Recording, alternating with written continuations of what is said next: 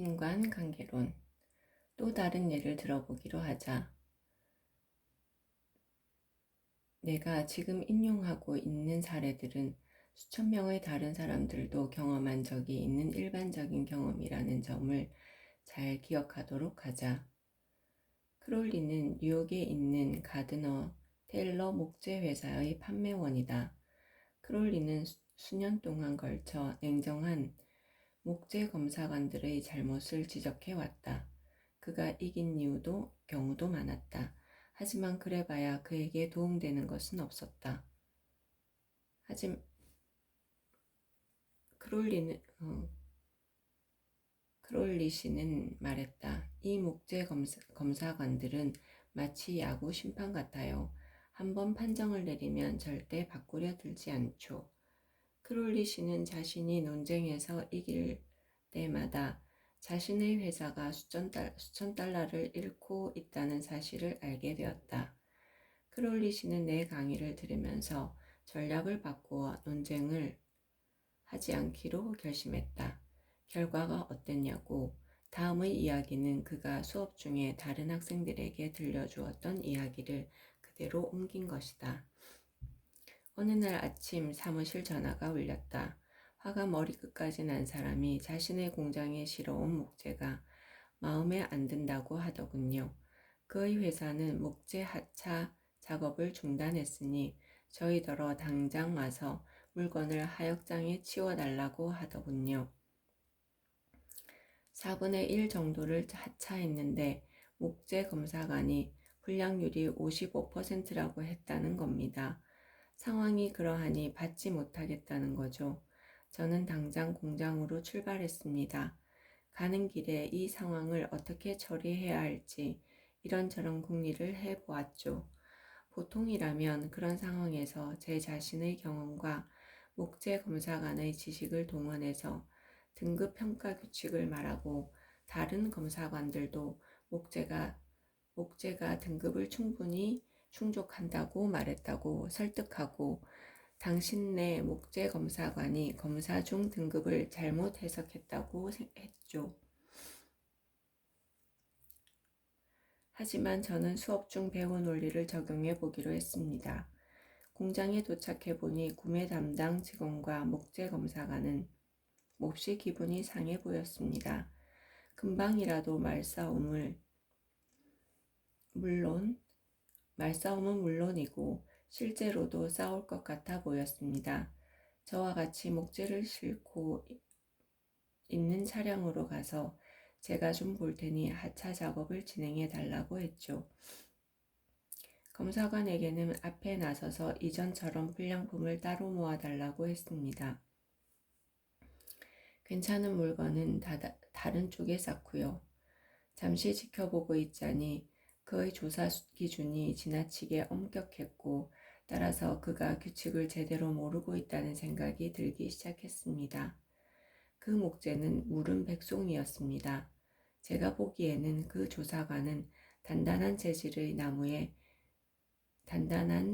나무에 대해서는 모르는 게 없는 사람이었지만 백송에 대해서는 경험이 많지 않았고 따라서 이 소나무를 평가하기엔 자질이 부족한 조사관이었습니다. 백송은 제 전공 분야였지만 그 조사관이 목재 등급을 매기는 일에 제가 반대의 말 한마디라도 했을까요? 아닙니다. 하나도 반대하지 않았습니다. 저는 계속 지켜보았고 틈틈이 질문을 하기 시작했습니다. 왜 저 나무는 만족스럽지 않은지 물었죠. 한순간도 검사관이 틀렸다는 암시조차 주지 않으려 했습니다. 질문을 하는 이유는 그저 앞으로 물건을 선적할 때 그 회사가 원하는 것들만 추리기 위해서라고 강조해서 말했죠. 친근하고 협조적으로 질문을 던지며 자신들의 목적에 맞지 않는다고 물건을 던질 때마다 계속 동의를 주다 보니 검사관의 냉정함은 풀어지고 우리들 사이에 감돌던 긴장감은 눈 녹듯 사라지기 시작했습니다. 이따금씩 제가 세심하게 배려하며 던진 말들로 인해 그의 마음속에는 자신이 불량품이라고 했던 물건들이 사실은 그렇지 않을 수도 있다는 생각이 떠오르기 시작했습니다. 자신들이 요구했던 것이 사실은 좀 더 비싼 등급의 물건이었다는 사실도요. 하지만 저는 그에게 제가 이걸 문제시할 수도 있겠다는 생각이 아예 들지 않도록 주의를 기울였습니다. 얼마 지나지 않아 그의 태도가 바뀌었습니다. 그는 결국은 자신이 백송에 대해 경험이 없다고 인정하고 차에서 목재를 내릴 때마다 제 의견을 구하기 시작했습니다. 저는 저 물건을 왜 저등급을 갖게 되었는지 설명해 주었죠.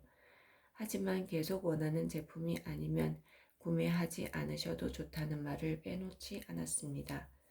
그러다 보니 그는 원하지 않는 제품 쪽에 물건을 놓을 때마다 죄책감을 느낄 정도가 되었죠.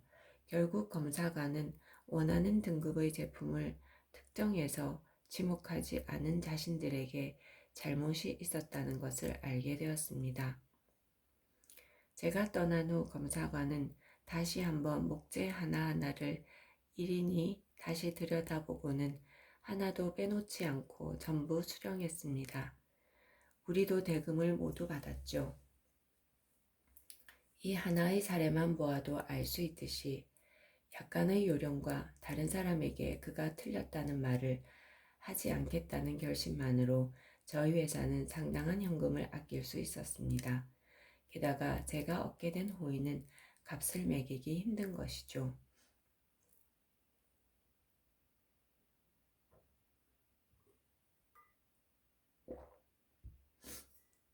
그런데 내가 이 장에서 말하고 있는 것은 그 어떤 것도 새로운 이야기는 아니다. 이미 19세기 전에 예수는 말했다. 너와 다투는 사람과 급히 화해하라. 다시 말하자면 고객이나 배우자, 입장이 다른 상대방과 논쟁하려 들지 마라. 그가 틀렸다고 말하지 마라. 그를 흥분시키지 마라. 사람을 다루는 수완이 필요하다. 예수가 태어나기 2200년 전에 이미 이집트 왕 악토이는 아들에게 현명한 충고를 했다. 지금도 많은 사람들에게 해주고 싶은 충고이다.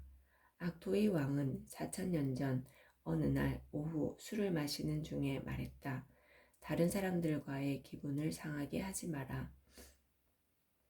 그래야 얻을 게 있을 것이다. 따라서 사람들이 당신의 생각에 동의하도록 만들고 싶다면 두 번째 규칙은 다음과 같다. 다른 사람의 의견을 존중하라. 절대로 그 사람이 틀렸다고 이야기하지 마라.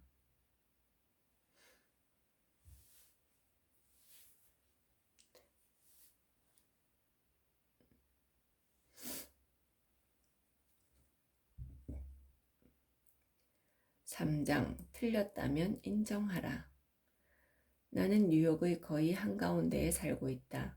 하지만 집에서 1분만 걸으면 자연 상태의 산림이 넓게 뻗어 있다. 봄이 되면 블랙베리 덤불에 하얀 거품처럼 꽃이 피어나고 다람쥐들이 둥지를 짓고 새끼들을 키우고 쥐꼬리 망초풀을 쥐꼬리가 아니라 말머리만큼 크게 자라난다. 이 훼손되지 않은 장소의 이름은 포레스트 파크이다. 실제로도 숲이다. 아마도 콜럼버스가 아메리카를 발견했던 그날 오후와 크게 다른 모습은 아닐 것이다. 나는 렉스와 함께 이 공원에 자주 산책을 다닌다. 렉스는 내가 키우는 작은 보스턴 불독으로 사람들을 좋아하고 해를 끼치지 않은 작은 사냥개이다. 공원에서 사람들을 만나는 일은 대단히 드문 일이라 나는 목줄이나 입마개 없이 렉스를 데리고 다닌다. 하루는 공원에서 말을 타고 있는 경찰관을 만났다. 그는 자신의 권위를 보여주고 싶어 근질근질한 사람이었다. 공원에서 입마개나 목줄도 없이 개가 돌아다니게 하고 계시군요. 그는 나를 질책했다. 위법인 거 모르세요? 알고 있습니다. 나는 부드럽게 대답했다. 하지만 여기서는 해를 끼치려 해도 끼칠 사람이 없다고 생각합니다. 생각이라고요? 생각한다고요? 법은 당신이 무슨 생각을 하는지 조금도 관심이 없어요. 저 개는 다람쥐를 죽일 수도 있고 아이를 물 수도 있고 이번엔 봐드리겠지만 혹 다음에도 저 개가 입마개나 목줄 없이 돌아다니는 걸 보게 되면 판사 앞에서 상황을 말해야 할 것입니다. 나는 순순히 그의 말을 따르겠다고 약속했다. 그리고 나는 그의 말을 따랐다. 몇 번은. 하지만 렉스는 입마개를 좋아하지 않았고 나도 마찬가지였다. 그래서 우리는 그냥 운이 좋기만을 바랄 수밖에 없었다. 얼마 동안은 아무 일도 없었다. 하지만 결국 덜미를 잡혔다. 렉스와 나는 어느 날 오후 언덕 위를 뛰어가고 있었다. 그러자 갑자기 놀랍게도 갈색 말에 걸터 앉은 경찰관이 나타났다. 나는 렉스를 앞장 세우고 곧장 경찰관에게 다가갔다. 제대로 걸린 것이다. 틀림없다. 그래서 경찰관이 말을 꺼내기 전에 내가 먼저 그가 할 말을 해버렸다. 경관님, 현장에서 저를 잡으셨군요. 제가 죄를 지었습니다. 알리바이도 변명할 거리도 없네요. 지난주에 개 입마개를 안 채우고 여기 오면 벌금을 매기겠다고 하셨는데도 말이죠. 글쎄요, 지금은? 경찰관은 부드러운 어조로 대답했다. 저도 아무도 근처에 없으면 이런 작은 개는 마구 뛰놀게 하고 싶은 충동을 느끼곤 합니다. 그럼요, 그런 충동이야 있죠. 나는 대답했다. 하지만 위법인 건 사실입니다. 글쎄요, 저는 작은 개라면 누구도 해치지 못할걸요. 경찰관이 오히려 내 말을 반박하고 있었다. 사람이야 못 해치겠지만 다람쥐를 죽일 순 있죠. 나는 말했다. 글쎄요, 자, 지금 문제를 너무 심각하게 받아들이고 계시군요. 그는 말했다. 이제 해야 할 일을 알려드리죠. 저 녀석을 제가 볼 수 없는 곳으로 데리고 가 마음껏 뛰놀게 하세요. 그런 다음에 이 문제는 있도록 하죠. 그 경찰관도 인간이어서 자신이 중요한 사람이라고 느끼기를 원했다. 따라서 내가 스스로를 비난하기 시작하자 그 경찰관이 자존감을 키우는 방법이라고는 자비심을 보이며 관대한 태도를 취하는 것밖에 남아있지 않았다. 하지만 그때 내가 변명을 하며 나를 두둔하려고 했다고 하자 글쎄 당신이 경찰관과 논쟁해 본 경험이 있는지 모르겠다. 하지만 경찰관에게 창끝을 겨누는 대신 나는 그가 절대적으로 옳고 나는 절대적으로 틀렸다고 인정했다. 빠르고 솔직하고 심지어 열정적으로 인정했다. 그래서 이 일은 내가 그의 편을 들고 그는 나의 편을 들면서 유쾌하게 끝났다. 체스터필드 경도 이 말을 탄 경찰관만큼 예의 바른 사람이 아니었을 것이다. 그 경찰관은 바로 일주일 전만 해도 내게 법을 집행하겠다고 위협하던 경찰관이었는데도 말이다. 어차피 비판을 받을 수밖에 없는 처지라면 다른 사람보다 먼저 스스로를 비판하는 게 훨씬 낫지 않을까? 전혀 모르는 사람의 입에서 나오는 비난을 듣느니 자기 자신의 비판을 듣는 게 훨씬 쉽지 않을까? 그럴지도 모르겠습니다. 자신을 비판하는 게 훨씬 쉽죠. 근데 그렇게 하기는 너무 어렵더라고요. 다른 사람이 말할 기회를 잡기 전에 그 사람이 생각할 수 있는 말하고 싶은 혹은 말할 것 같은 모든 비난을 스스로에게 쏟아부어라. 그러면 그 사람은 김이 빠지게 될 것이며 아마도 열의 아홉은 너그럽고 용서하는 태도를 취하며 당신의 잘못을 최소한으로 줄여 생각할 것이다. 말탄 경찰관이 나와 렉스에게 취하던 태도가 바로 그랬다. 상업예술가 워른은 이 방법을 이용하여 성마르고 잔소리 심한 아트바이어의 호의를 얻을 수 있었다. 광고와 출판 목적으로 그림을 그릴 때는 정확해야 합니다. 아주 정확해야죠. 워런 씨는 이 이야기를 들려주며 말했다. 몇몇 미술 편집자들은 자신들의 주문을 당장 이행해 주기를 바랍니다. 이런 경우 사소한 실수가 생겨날 수도 있어요. 저는 한 아트 디렉터를 알고 있었는데 이분은 특히 사소한 일을 트집 잡으면서 즐거워하는 분이었습니다. 그의 사무실을 나올 때마다 기분이 씁쓸했는데 비판 때문이 아니라 그 사람을 공격하는 방식 때문이었습니다. 얼마 전 이 편집자에게 급하게 작업한 결과물을 하나 보냈더니 당장 자기 사무실로 뛰어오라는 전화를 하더군요. 뭔가 잘못되었다는 거죠. 도착해보니 예상하며 두려워했던 그대로 뭔가 잘못되었다는 거죠. 도착해보니 예상하며 두려워했던 그대로의 상황이었습니다. 그는 적대적이었고 한편으로는 비판할 꼬투리를 잡아 만족한 듯 보이기도 했습니다. 그는 열을 내며 내게 이런저런 일을 했냐고 물었습니다. 제가 배웠던 자기 비판을 응용해 볼 기회가 왔습니다. 그래서 저는 말했죠. 아무개 씨 말씀이 사실이라면 제가 잘못을 저지른 게 맞습니다. 제 실수에는 변명의 여지가 없습니다. 당신을 위해 오래 그림을 그려왔는데도 멍청하게 이런 실수나 저지르고 있군요. 제 스스로 너무 창피합니다. 그러자 그가 저를 옹호하고 나섰습니다. 그래요, 맞아요. 하지만 그리 심각한 실수는 아닙니다. 그저 저는 그의 말을 가로막았습니다. 모든 실수는 바로잡는 데 막대한 비용이 들고 사람을 짜증나게 하기 마련입니다. 그는 내 말허리를 자르려 들었지만 그러도록 내버려 두지 않았습니다. 저는 제대로 즐기고 있었거든요.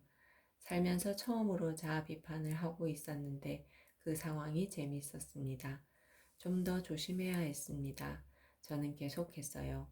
일도 많이 주시는데 그리고 최고의 작품을 받으실 자격이 있으신 분인데 말입니다. 이 그림은 완전히 다시 그리겠습니다. 아니에요. 그는 반대했습니다. 그렇게까지 수고하실 필요는 없습니다. 그는 제 작품에 대한 칭찬을 늘어놓은 후 사소한 부분만 고치고 싶다고 말했습니다. 게다가 제 사소한 잘못 때문에 자신의 회사가 손해볼 일은 전혀 없다고 했죠. 결국 사소한 디테일 하나였습니다. 애초에 걱정할 가치가 없었던 거죠. 제가 열심히 자아 비판을 한 나머지 그분에게서 싸울 의지가 사라져 버렸습니다.